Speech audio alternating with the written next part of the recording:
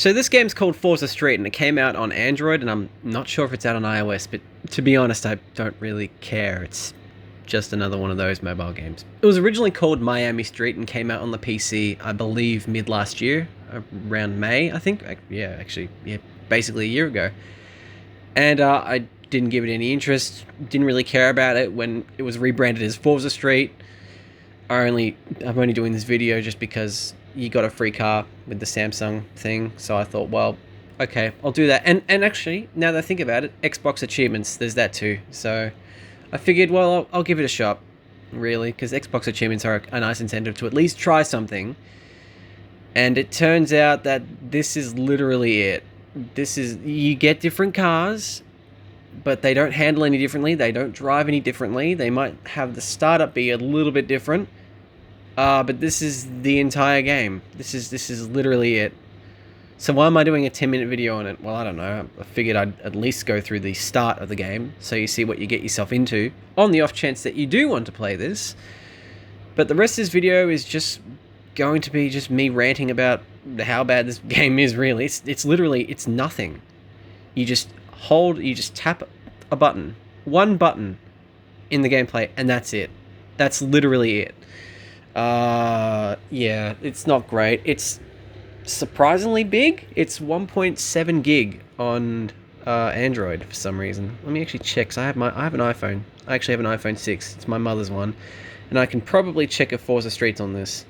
So if I type in Forza. First thing that comes up is not Forza, I can say that much. Asphalt 9 actually comes up. So there's that. So it's not out on iOS yet, for whatever reason, unless it doesn't work on the iPhone 6s, which is pretty likely as well. But given that this works on my Nokia 8 with no problems, and in fact that's what I recorded this on, who knows? The game isn't particularly graphically striking either. I mean, the car models are the first thing that comes to mind, really. They're not that detailed. Like, they're accurate, but nothing screams overly detailed with them. They just exist. Background didn't look that great on when I was playing it on the 1440p screen, I might add. I'm just gonna flex on everyone. With my 1440p screen that I've had on my phone my old phone for a couple of years at this point. But I mean, I hope I can keep my Nokia 8 going for a little bit, because it's being prone to getting random restarts as of late. So, in fact, actually trying to install this on my Nokia 8, the phone restarted itself by random twice. And also Google Play, the Google Play Store likes to crash. So I might have to just refresh the Google Play Store if that's even possible. Pretty sure it is, but I'll have to have a look. Oh, look, there's reflections. Everyone's favorite eye candy when it comes to video games. They take photos and go, look at the reflections. Or they say, look at the skyboxes, because let's be real here. The sky and water are some very appealing things to look at in the right context. So, I'm really looking to pad out time here, aren't I? Well, soon enough. This is literally the introductory part of the game. So you do pick between 3 cars, as you saw previously. And when I actually got through the introductory bit of this and signed into my Xbox account, you'll see that I picked a Nissan Fairlady 240Z. And you see sign in. And for some reason, there's an Android 4-esque prompt. Like, that looks like something from, like, Android 4 or earlier. Or actually, no, even older, I think. So I don't know why that's there. I haven't seen that sort of thing in quite some time. I think I haven't seen that since I first got my Motorola back in 2015, actually, when I was going through some older apps, trying to find if there was some things that Android had. Because back then, I thought Android was magical, borderline, coming from Windows Phone. If Windows Phone was still alive, I reckon this would have been an exclusive to it.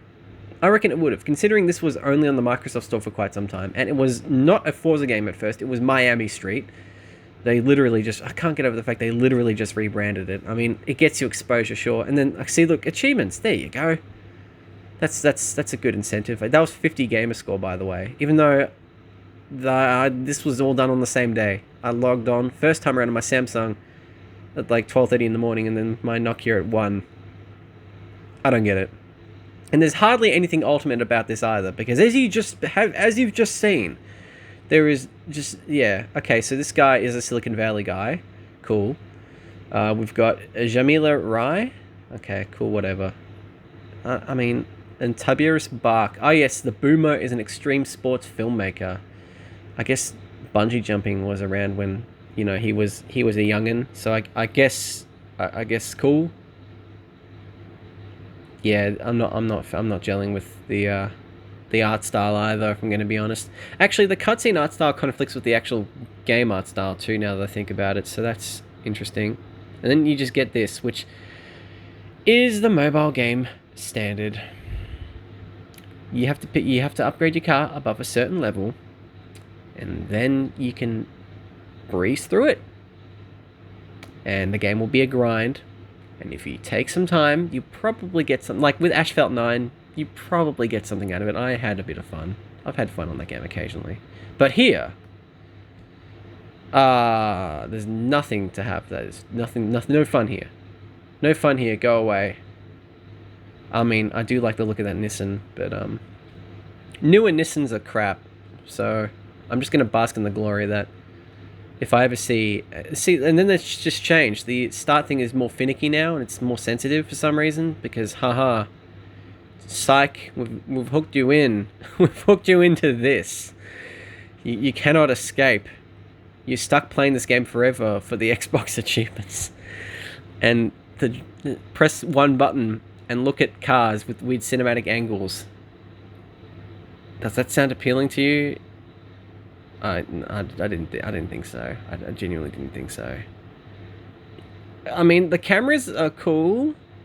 The game doesn't feel like it runs stable, but I think that's just the thing with Android games in general, is that they kind of just stutter sometimes, no matter how powerful the device is in question.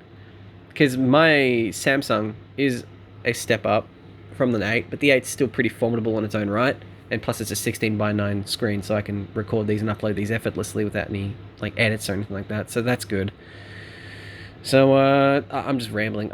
You regret that? Oh please! Oh please! It's one of those stories. Is it? You gonna regret that? Yeah, fuck off. So now we come across the microdosing Silicon Valley head named Omar. Got a cool tattoo. Although that probably, I mean, I guess he's a tech guru, so you know you probably have the money to get a full arm tattoo.